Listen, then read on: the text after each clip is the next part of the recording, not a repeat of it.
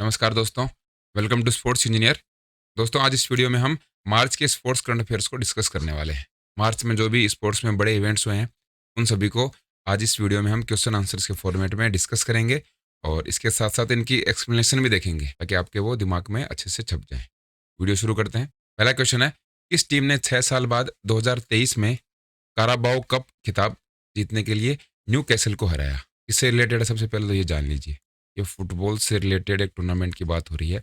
इसके अंदर क्या किया गया है, 6 साल के बाद काराबाओ कप नाम से एक टूर्नामेंट है, काराबाओ कप, और इसका जो टाइटल है 2023 का, न्यूकैसल को हराया गया है 6 साल बाद। तो ये जीता है मैनचेस्टर यूनाइटेड ने। बी इसमें हमारा करेक्ट आंसर हो जाएगा। ये देखिए, मैनचेस्टर यूनाइटेड और न्यूकैसल के बीच में ये टूर्नामेंट हुआ था और 6 साल बाद इस ट्रॉफी को अपने नाम किया है। काराबाओ कप को ईएफएल कप भी कहा जाता है। आपसे अगर पूछें तो आपको ध्यान रखना है कि काराबाओ कप किसने जीता है? Manchester United. किसको हराया? न्यूकैसल को हराकर। नेक्स्ट है, निम्नलिखित में से किस महिला हॉकी टीम ने 13वीं हॉकी इंडिया सीनियर महिला राष्ट्रीय चैंपियनशिप 2023 को अपने नाम किया है? 13th hockey Indian senior women national championship की बात कर रही है कि 2023 में कौन से राज्य ने वुमेन्स हॉकी टीम का जो टाइटल है नेशनल लेवल का, वो अपने नाम किया है? तो मध्य प्रदेश ने वो टूर्नामेंट अपने नाम किया है। B is the correct answer. Women's category के अंदर मध्य प्रदेश कौन से स्थान पर रहा? पहले स्थान पर रहा।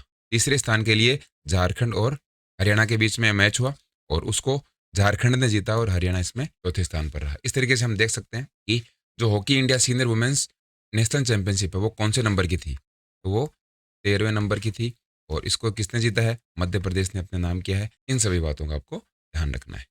नेक्स्ट है, प्रतिष्ठित वानखेड़े स्टेडियम के अंदर निम्नलिखित में से किस भारतीय क्रिकेटर की प्रतिमा स्थापित की गई है जहां उन्होंने भारत के लिए अपना आखिरी मैच खेला था? तो ये तो आपको पता लग गया होगा, ये क्रिकेटर कौन है? तो ये हैं सचिन रमेश तेंदुलकर। बी इसमें हमारा करेक्ट आंसर हो जाएगा। वानखेड़े स्टेडियम में इन्होंने अपना लास्ट टेस्ट मैच खेला था। इन्होंने कितने टेस्ट मैच खेले थे? टोटल 200 टेस्ट मैच खेले थे। 200वां टेस्ट मैच इन्होंने वानखेड़े स्टेडियम के अंदर खेला था। वानखेड़े स्टेडियम कहाँ पर है? वो है मुंबई के अंदर और मुंबई से ही सचिन तेंदुलकर आते हैं, इसलिए उनके नाम पर अब स्टैचू बनाया जा रहा है। 23 अप्रैल को इसका अनावरण किया जाएगा और ये उनका 50वां जन्मदिन होगा। 50वें जन्मदिन के उपलक्ष्य में भारतीय क्रिकेटर जो हैं वो हैं सचिन तेंदुलकर। उनका क्या बनाया जा रहा है? एक स्टैचू बनाया जा रहा है। कौन से स्टेडियम में? वानखेड़े स्टेडियम में। कब होगा? 23 अप्रैल को। 23 अप्रैल को क्यों मनाया जा रहा है? क्योंकि 23 अप्रैल को ही उनका 50वां जन्मदिन है। 2022 के लिए सर्वश्रेष्ठ फीफा पुरुष खिलाड़ी का पुरस्कार किसने जीता है? Best FIFA men's player prize for 2022। 2022 के लिए बेस्ट प्लेयर का खिताब जीता है लियोनल मेसी ने। डी इसमें हमारा करेक्ट आंसर हो जाएगा। लियोनल मेसी के बारे में आप जानते होंगे, ये अर्जेंटीना के हैं, अर्जेंटीना के कप्तान हैं ये। और अभी जो 2022 के अंदर फीफा वर्ल्ड कप हुआ था और फीफा वर्ल्ड कप को जीतने वाली टीम के कप्तान रहे थे। इसका मतलब हुआ अर्जेंटीना ने अब की बार का फीफा वर्ल्ड कप जीता था। 8 अगस्त 2021 से 18 दिसंबर 2022 की अवधि तक ये इसमें टाइम पीरियड दिया गया है कि 8 अगस्त 2021 से लेकर 18 दिसंबर 2022 के बीच में सबसे बेस्ट जो प्लेयर रहा है वो कौन रहे हैं? लियोनल मेसी रहे हैं। मेसी के कितने पॉइंट्स थे? तो 52 पॉइंट इनके थे, 52 पॉइंट्स इनके थे। सेकंड नंबर पर एम्बापे और थर्ड नंबर पर रहे बेंजेमा। इस तरीके से दूसरी बार है जब मेसी ने 2016 में फीफा द्वारा उद्घाटन किया गया सम्मान अपने नाम किया है। तो आपसे पूछा जा सकता है कि 2022 का जो फीफा मेंस बेस्ट प्लेयर किसको मिला है? वो मिला है लियोनल मेसी को। कौन सी बार मिला है? दूसरी बार। ये कब शुरू किया गया था? 2016 में। एशियाई शतरंज महासंघ, इसको कि एसीएफ बोलते हैं, एशियन चेस फेडरेशन इसकी इंग्लिश में फुल फॉर्म है। किस भारतीय शतरंज खिलाड़ी को प्लेयर ऑफ द ईयर पुरस्कार से सम्मानित किया गया है? इंपॉर्टेंट क्वेश्चन है आपके लिए, एग्जाम के लिए बहुत ज़्यादा इंपॉर्टेंट क्वेश्चन बन जाता है। और देखिए, आप कोई भी अगर कंपटीशन एग्जाम की तैयारी कर रहे हो तो स्पोर्ट्स के अगर करंट अफेयर्स की अगर हम बात करें, तो स्पोर्ट्स के करंट अफेयर्स इस वीडियो से बाहर नहीं जाएंगे। अगर आप मंथ वाइज की बात करो, अगर आपने सभी मंथ की वीडियोस देख ली हैं तो उनसे बाहर आपका स्पोर्ट्स का कोई भी क्वेश्चन नहीं जाने वाला है। इसलिए आप इनको अच्छे से देख लीजिए। और अगर इनके आपको पीडीएफ चाहिए और पीडीएफ के साथ साथ इनके क्वेश्चन आंसर्स के फॉर्मेट में मॉक टेस्ट भी दिए गए हैं, वो आपको मिलेंगे स्पोर्ट्स इंजीनियर ऐप पर, ताकि आपकी तैयारी और अच्छे से हो सके। तो स्पोर्ट्स इंजीनियर ऐप को आप इंस्टॉल कर लीजिए। अगर आपने अभी तक इंस्टॉल नहीं किया है, उससे आपकी हेल्प हो जाएगी स्पोर्ट्स करंट अफेयर्स को अच्छे से कवर करने में। तो वापस हम क्वेश्चन पे आते हैं कि किस भारतीय शतरंज खिलाड़ी को प्लेयर ऑफ द ईयर पुरस्कार से सम्मानित किया गया है? तो वो खिलाड़ी हैं डी गुकेश। बी इसमें हमारा करेक्ट आंसर हो जाएगा। ये इनके बारे में कुछ डिटेल्स हैं। 2700 एलो रेटिंग मार्क को तोड़ने वाले ये छठे भारतीय हैं और 2700 से ऊपर रेटिंग प्राप्त करने वाले देश के सबसे कम उम्र के ये ग्रैंड मास्टर बने हैं। ग्रैंड मास्टर के बारे में आपको पता होगा, ग्रैंड मास्टर एक टर्म यूज की जाती है। चेस के जो प्लेयर होते हैं वो जीत जाते हैं, उनको ग्रैंड मास्टर हम बोलते हैं। इन सभी बातों का आपको ध्यान रखना। अंतर्राष्ट्रीय योग महोत्सव 2023 1 मार्च से 7 मार्च 2023 तक कहाँ पर आयोजित किया गया था? तो ये आयोजित हुआ था ऋषिकेश के अंदर। सी इसमें हमारा करेक्ट आंसर हो जाएगा। इंटरनेशनल योगा फेस्टिवल की बात की जा रही है। 2023 ऋषिकेश में 1 मार्च से लेकर 7 मार्च 2023 तक इसका आयोजन करवाया गया था। 2023 का ये 6 दिवसीय कार्यक्रम था।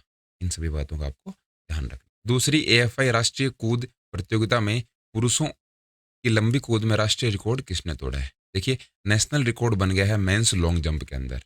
इसमें बना है एएफआई नेशनल जंप कंपटीशन में।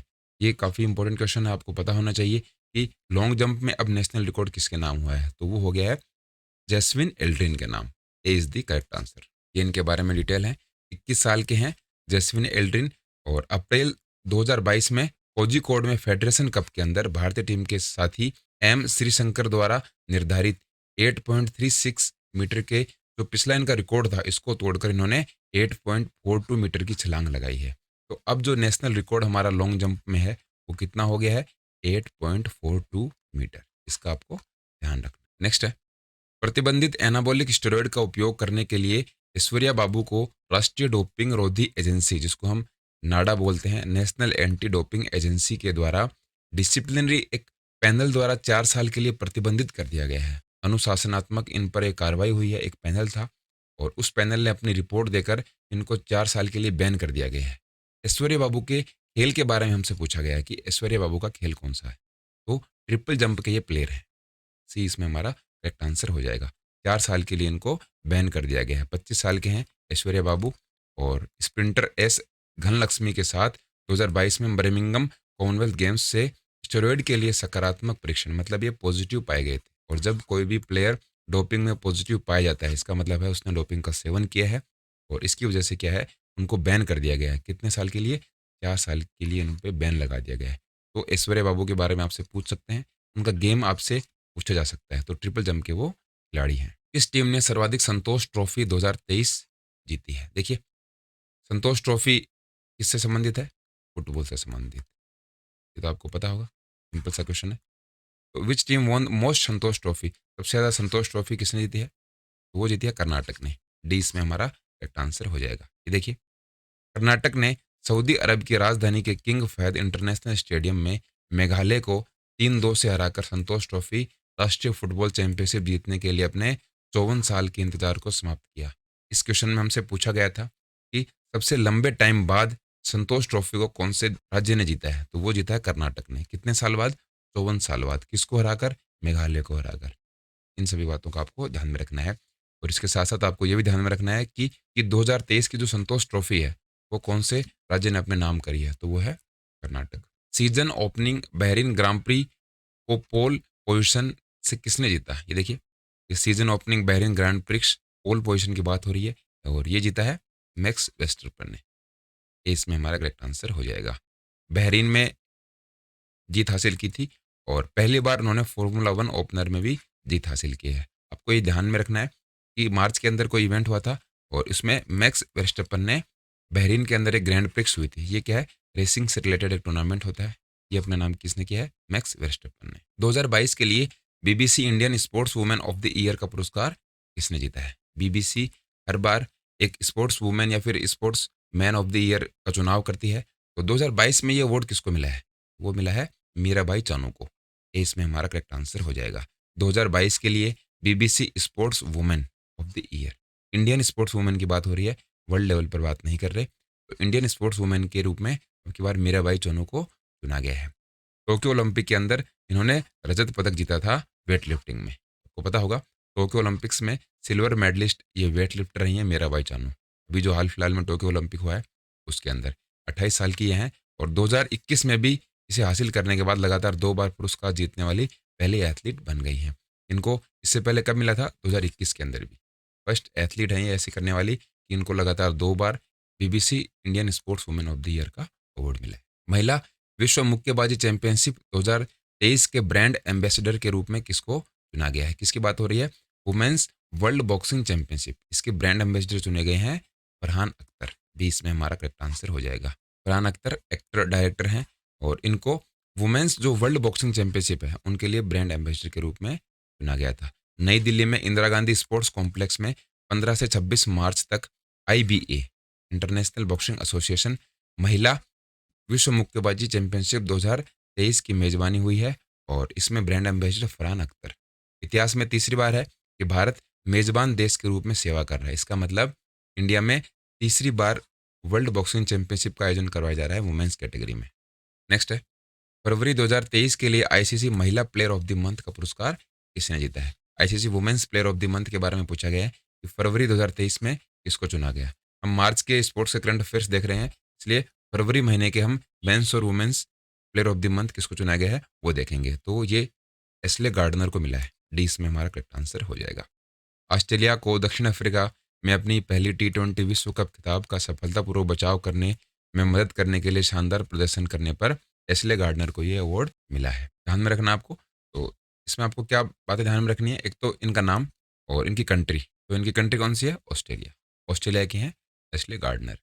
और 2023 फरवरी महीने में ICC men's player of the month का पुरस्कार किसने जीता? तो वो जीता है हैरी ब्रुक ने। ये इसमें हमारा करेक्ट आंसर हो जाएगा। अपना दूसरा ICC men's player of the month खिताब जीतने के लिए ब्रुक ने उनके साथ नॉमिनेट हुए थे रविंद्र जडेजा, उनको हराया और 2 बार सम्मान प्राप्त करने वाले एकमात्र खिलाड़ी बन गए हैं। कौन से प्लेयर के साथ?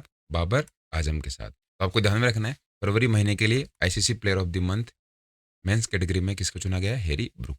आईपीएल 2023 सीजन के लिए किस आईपीएल टीम ने इक्विटास स्मॉल फाइनेंस बैंक के साथ उनके बैंकिंग पार्टनर के रूप में साझेदारी की है? इक्विटास स्मॉल फाइनेंस बैंक और इस बैंक के साथ कौन सी आईपीएल टीम ने अपनी पार्टनरशिप दिखाई है? तो वो टीम है रॉयल चैलेंजर्स बेंगलोर। आरसीबी इसके साथ अनुबंधित हुई है और अब की बार बैंकिंग पार्टनर के रूप में जो भी ट्रांजैक्शन वगैरह ये सब होंगे तो आरसीबी के ट्रांजैक्शन अब की बार इक्विटास स्मॉल फाइनेंस बैंक देखने वाला है। वाईकॉम 18 के लिए ब्रांड एम्बेसडर के रूप में किसे घोषित किया गया है? वाईकॉम 18 इसका प्रोडक्ट है लेंस का। इसके लिए ब्रांड एम्बेसडर के रूप में अब की बार चुना गया है एमएस धोनी को।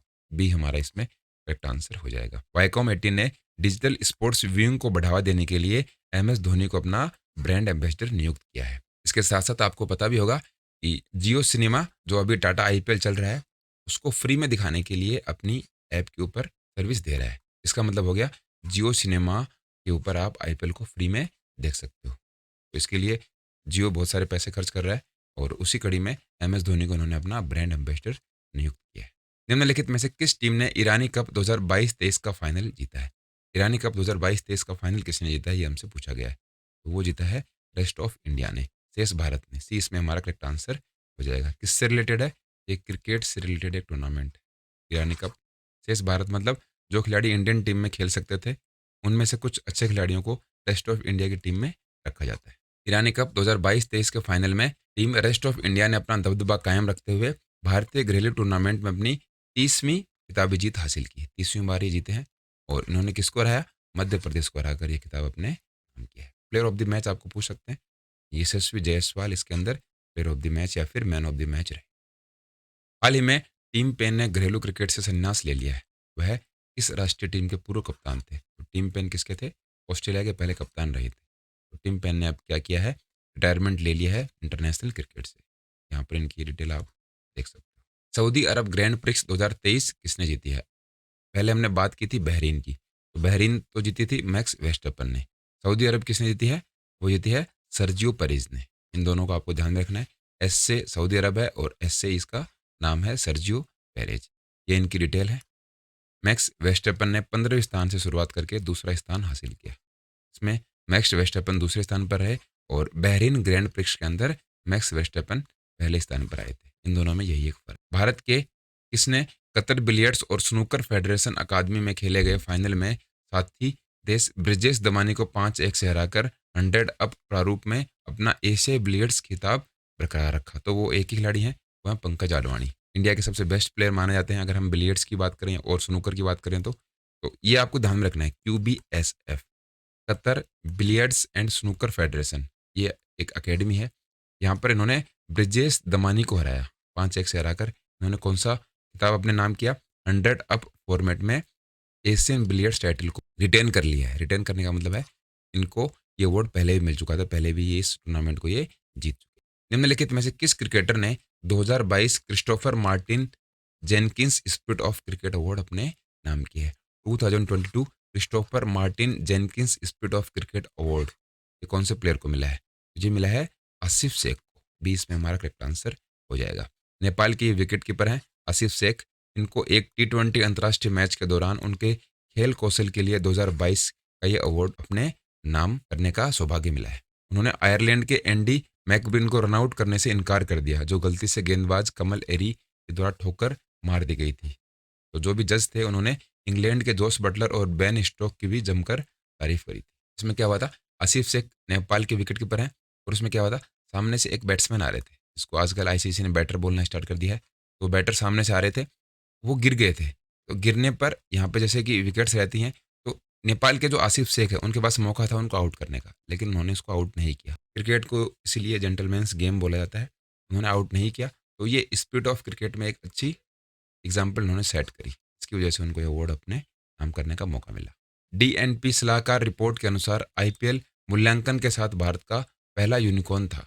देखिए, डीएनपी एक एडवाइजरी ने एक रिपोर्ट पब्लिश करी, उसके अंदर आईपीएल क्या है?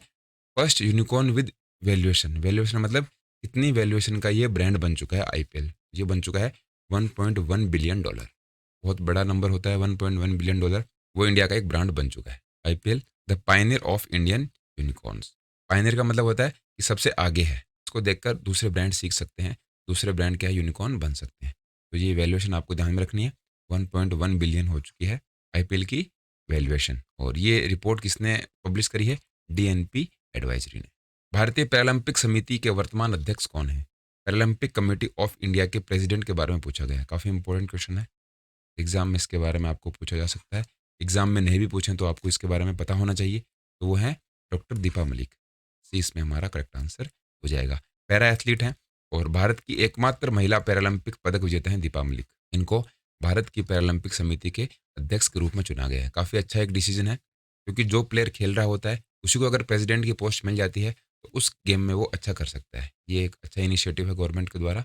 तो दीपा मलिक को आपको ध्यान में रखना है। President of Paralympic committee of India की ये अध्यक्ष है। रायबरेली स्टेडियम का नाम हॉकी स्टार के नाम पर रखा गया। यह सम्मान पाने वाली पहली महिला है। रायबरेली के अंदर एक स्टेडियम है और एक हॉकी स्टार है, हॉकी की प्लेयर है, उनके नाम पर रखा गया है। First women to get this honour, पहली महिला है जिनको ये सम्मान मिलेगा। ये सम्मान मिला है रानी रामपाल को। डी इसमें हमारा करेक्ट आंसर हो जाएगा। भारतीय हॉकी टीम की एक प्रमुख खिलाड़ी हैं रानी रामपाल। अपने नाम पर एक स्टेडियम बनाने वाली खेत की पहली महिला के रूप में एक महत्वपूर्ण उपलब्धि हासिल की है। देखिए, फर्स्ट वुमेन है in the sport to have stadium named after her. उनके नाम के बाद में जो स्टेडियम बनेगा ये पहली महिला है। इससे पहले किसी भी महिला के नाम पे कोई भी स्टेडियम नहीं है। नाम क्या है इसका? Rani's girls hockey turf. Rani की गर्ल्स हॉकी टफ इसका नाम है। 2 साल की अवधि के लिए भारत ने AHF एथलीट एम्बेसडर किसे नियुक्त किया है? AHF एथलीट एम्बेसडर 2 साल के लिए किसको नियुक्त किया गया है? सलीमा टेटे को। ये इसमें हमारा करेक्ट आंसर हो जाएगा। राष्ट्रीय महिला हॉकी टीम की मिडफील्डर हैं सलीमा टेटे। इनको 2 साल के पीरियड के लिए भारत के जो AHF हैं एथलीट एम्बेसडर के रूप में नियुक्त किया गया है। मतलब ये अच्छे एथलीट हैं, और एथलीट के जो एम्बेसडर होते हैं ये प्रमोट करेंगे कि आपको ऐसे एथलीट बनना चाहिए, आपको ऐसे खिलाड़ी बनना चाहिए। Who among the following Indian won gold medal at middle weight category in 2023 IBA women's world boxing championship? देखिए, 75 किलोग्राम वेट कैटेगरी की बात हो रही है। 2023 का जो IBA women's world boxing championship है उसके अंदर 75 किलोग्राम वेट कैटेगरी के अंदर कौन सी इंडियन है जिन्होंने गोल्ड मेडल अपने नाम किया है? वो है लवलीना बोरगोहेन। सी इसमें हमारा करेक्ट आंसर हो जाएगा। काफ़ी इंपॉर्टेंट क्वेश्चन बन सकता है। जैसे कि हमने इसी वीडियो में बात करी है, नई दिल्ली के अंदर इसका आयोजन करवाया जा रहा है। IBA महिला विश्व मुक्केबाजी चैंपियनशिप 2023 13th एडिशन है ये। और इसके अंदर हमारे जो 4 प्लेयर हैं, 4 महिला मुक्केबाज हैं, इनको गोल्ड मेडल मिला है। कौन कौन सी हैं? स्वीटी बोरा, नीतू, निखत जरीन और लवलीना बोरगोहेन। इन चारों का नाम आपको याद रखना है। इनसे आपको क्वेश्चन पूछ सकते हैं। इनकी अगर वेट कैटेगरी आपको याद होती है तो अच्छी बात है। 75 किलोग्राम वेट कैटेगरी के अंदर हैं लवलीना बोर्गोहेन। नीतू हैं 48 किलोग्राम वेट कैटेगरी के अंदर। स्वीटी बोरा 81 और Nikhat Zareen 50 kilogram weight category के अंदर गोल्ड मेडल जीतने वाली ये 4 खिलाड़ी हमारे देश की रही। निम्नलिखित में से किस टीम ने महिला प्रीमियर लीग 2023 का फाइनल अपने नाम किया? देखिए, वुमेन्स प्रीमियर लीग 2023 उसका समापन हो चुका है और ये इसका पहला एडिशन था, फर्स्ट एडिशन था। इस एडिशन को कौन सी टीम ने जीता है? तो वो जीता है मुंबई इंडियंस ने। इसमें हमारा करेक्ट आंसर इसके अंदर हो जाएगा। और मुंबई के जो ब्रेबरॉन स्टेडियम है उसके अंदर आयोजित हुआ था और फाइनल में मुंबई ने किसको हराया? दिल्ली कैपिटल्स को 7 विकेट से हराकर पहला जो एडिशन हुआ है इसका WPL का, वुमेन्स प्रीमियर लीग का, उसको अपने नाम किया है। क्रिकेट का एक टूर्नामेंट है। जैसे हमारा IPL होता है, इंडियन प्रीमियर लीग, उसी तरीके से वुमेन्स प्रीमियर लीग को अब की बार 2023 के अंदर आयोजित करवाया गया है। और अगर इसकी कप्तान के बारे में पूछें तो मुंबई इंडियंस के कप्तान हरमनप्रीत कौर है, जो कि इंडियन क्रिकेट टीम की भी कप्तान है वुमेन्स कैटेगरी में। लोगों को मतदान प्रक्रिया में भाग लेने के लिए प्रेरित करने के लिए भारतीय क्रिकेट टीम के पूर्व खिलाड़ियों में से किसे कर्नाटक विधानसभा चुनाव के लिए एक चुनाव आइकन के रूप में चुना गया है? इंडियन क्रिकेट टीम के जो प्लेयर हैं पहले ही खिलाड़ी हैं, मतलब वो पूर्व खिलाड़ियों में उनका नाम आता है। तो कर्नाटक की जो विधानसभा है, कर्नाटक असेंबली ने उनको चुनाव आइकन, इलेक्शन आइकन के रूप में चुना है, उनको चूज किया है राहुल द्रविड़। 20 में हमारा करेक्ट आंसर हो जाएगा। राज्य में पोल आइकन, ये अलग अलग इनके नाम है लेकिन आपको ये ध्यान में रखना है कि खिलाड़ी में किसको चुना है। तो राहुल द्रविड़ को चुना है कर्नाटका असेंबली इलेक्शन जो हो रहे हैं उनके लिए, जो इलेक्शन आइकन है उनके रूप में राहुल द्रविड़ का चुनाव किया गया है। अंतर्राष्ट्रीय टी20 क्रिकेट में सबसे ज़्यादा चेज करने वाली कौन सी 2 टीमें शामिल थी? देखिए, इंटरनेशनल टी20 क्रिकेट की बात हो रही है, उसके अंदर हाईएस्ट चेज कर लिया गया है। टी20 टूर्नामेंट में हाईएस्ट चेज, इसका मतलब है बहुत ज़्यादा रन बने होंगे, पहले वाली टीम ने रन बनाए और दूसरी टीम ने उससे ज़्यादा रन बनाकर उस टी20 मैच को जीत लिया। तो ये हुआ है मैच साउथ अफ्रीका और वेस्ट इंडीज़ के बीच में। 20 में हमारा करेक्ट आंसर हो जाएगा। ये देखिए, साउथ अफ्रीका ने अंतर्राष्ट्रीय टी20 क्रिकेट में 4 विकेट पर 259 रन के स्कोर को सफलतापूर्वक पीछा करके वेस्ट इंडीज को 6 विकेट से हराया। इसका मतलब है 259 का टारगेट दिया था वेस्ट इंडीज ने, किसको दिया था? साउथ अफ्रीका को, और साउथ अफ्रीका ने वो चेज कर लिया। क्रिकेट में शीर्ष टी20 इंटरनेशनल विकेट लेने वाला कौन बन गया है? टी20 क्रिकेट की बात हो रही है, इसके अंदर सबसे ज़्यादा विकेट लेने वाले प्लेयर के बारे में पूछा गया है। वो बने हैं साकिब अल हसन। 20 में हमारा करेक्ट आंसर हो जाएगा। कितने विकेट हो गए हैं? 136 विकेट उन्होंने अपने नाम कर लिए हैं। 136 विकेट लेकर टीम सऊदी को उन्होंने पीछे छोड़ दिया है। टाटा IPL 2023 के लिए आधिकारिक भागीदार के रूप में किसे घोषित किया गया है? Official partner for Tata IPL 2023, इसके लिए किसको चुना गया है?